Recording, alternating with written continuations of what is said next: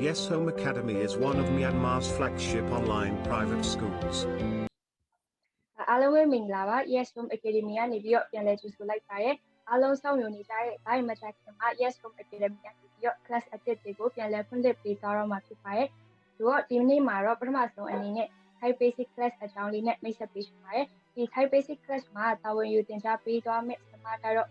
ဆရာမစလင်းချက်ပဲဖြစ်ပါတယ်ရှင့်အခုမှာတော့ဆရာမစလင်းချက်က class outline လေးတွေကိုရှင်းပြပေးသွားမှာဖြစ်ပါတယ်ရှင့်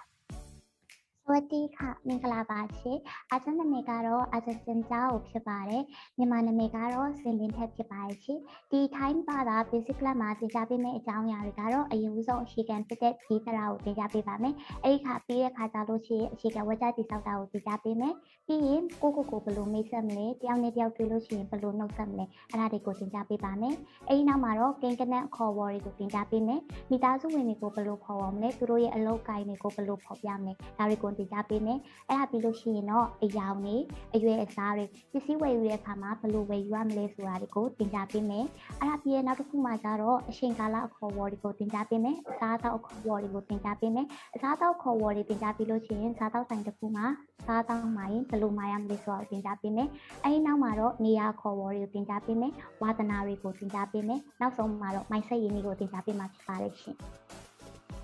ဟုတ်ကဲ့ဒါဆိုရင်အားလုံးက class အကြောင်းကိုလည်းအသေးစိတ်သိပြီးသွားပြီဆိုရင်တော့ဒီနေ့မှာနန်းတို့က